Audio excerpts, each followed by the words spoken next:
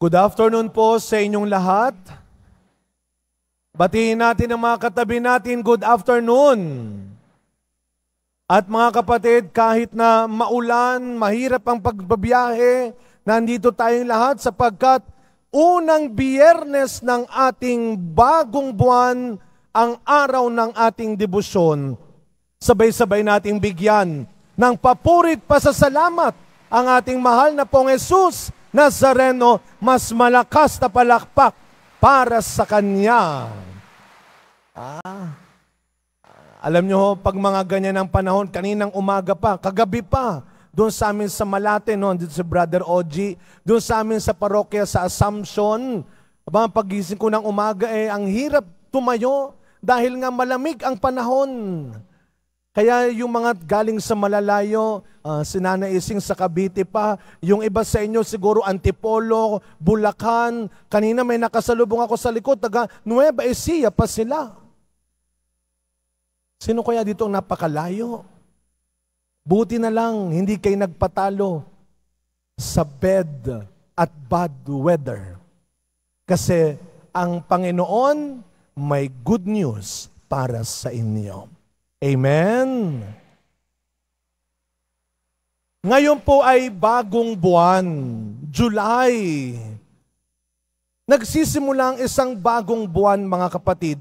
At punong-puno ng pag-asa, kitang-kita sa mukha ninyo. Kitang-kita sa inyong pagsagot. Punong-puno ng pag-asa, nagdadasal. Ang tanong natin, Father, makuha ko na kaya ngayong buwan? Mangyari na kaya ngayong buwan? Lahat ng naniniwala, lahat ng hindi tumitigil maniwala na pwedeng ngayong buwan mangyari na at makukuha mo na, pumalakpak ng malakas. Wow! Ang lakas ng fighting spirit. Sabihin sa katabi, God bless you. Kung ano man po yun, Lord, ibigay mo sa Kanya kung para sa Kanya. Gawin mo na kung para sa Kanya. Kaya mga kapatid, makinig po kayo. Pagpalain sana, basbasan sana ng Diyos ang lahat ng meron ka ngayon. Ang lahat ng ano ka ngayon. Sana basbasan ng Diyos, pagpalain ng Diyos, ang lahat ng pinupuntahan mo. Ang lahat ng ginagawa mo. Mga kapatid, pag nakuha mo na at nangyari na, huwag kang titigil magdasal. Hindi porket nakuha mo na yung trabaho, hindi mo na ipinagdadasal yung trabaho mo. Baka ibigay sa iba yan. Hindi porket kumikita ka na ng malaki, hindi mo na pinagdadasal yung negosyo mo. Hindi porket gumaling ka na, hindi mo na pinagdadasal ang kalusugan mo. Pagpalain sana ng Diyos kung anong meron ka ngayon. Pagpalain sana ng Diyos lahat ng pinupuntahan mo, lahat ng ginagawa mo. Ito po yung maganda. Makinig po kayo. Pagpalain sana ng Diyos lahat ng kasama at sinasamahan mo.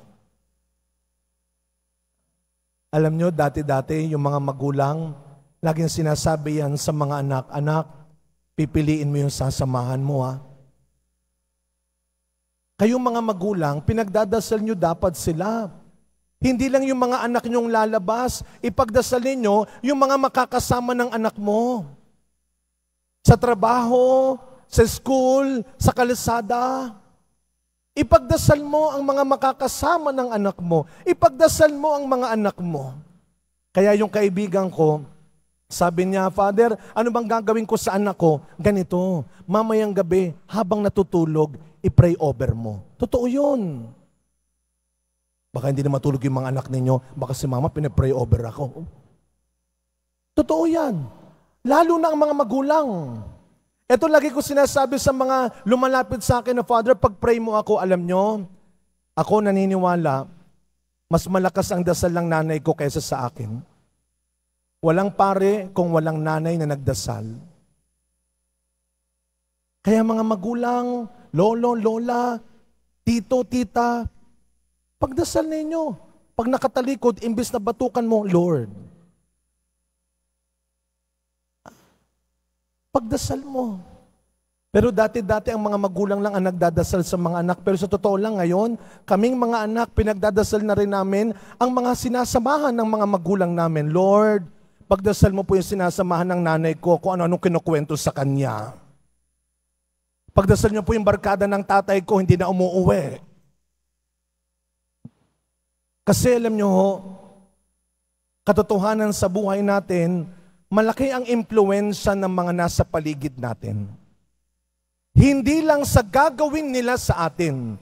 Ito po yun, pakinggan ninyo. Hindi lang sa gagawin nila sa atin, kundi sa gagawin natin sa kanila. Kung paano mo sila itinuturing, kung paano mo sila tinatrato, kung paano mo pinapatuloy ang mga bagay-bagay, mga tao sa buhay mo.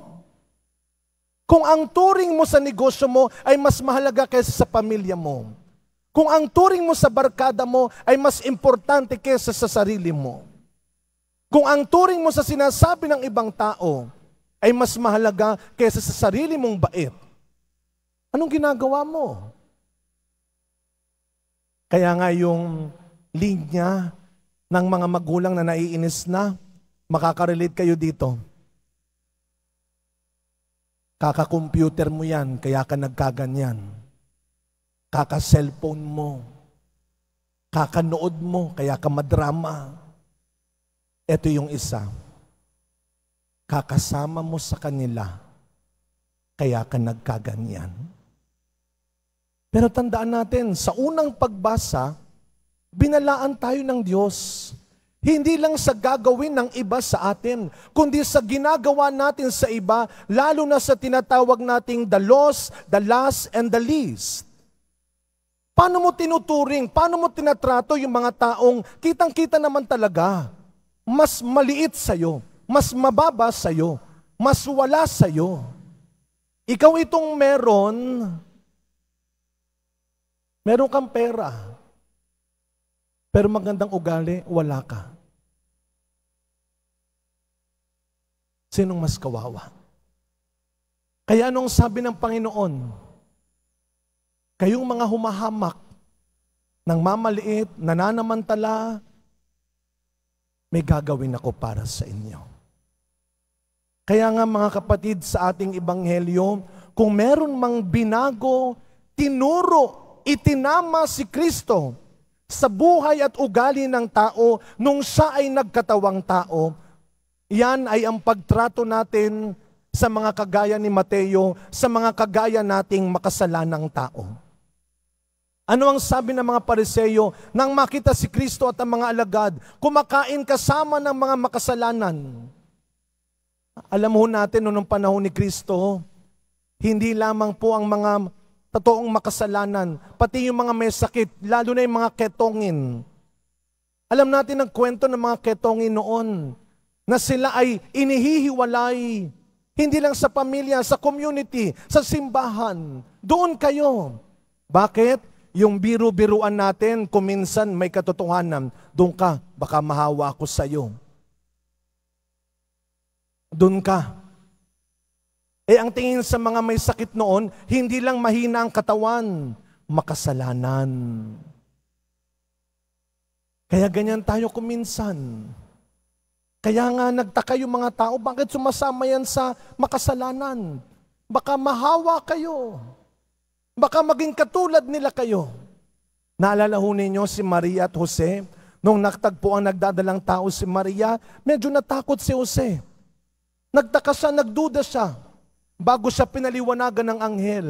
Dahil baka madamay siya. Pag nalamang nagdadalang tao si Maria, nang hindi siya ang may gawa.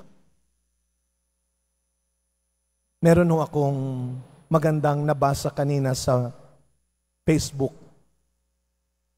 Sa English muna. Sabi dun sa akin nabasa, I used to think our parents were too strict. But watching these kids today, I think our parents save our lives.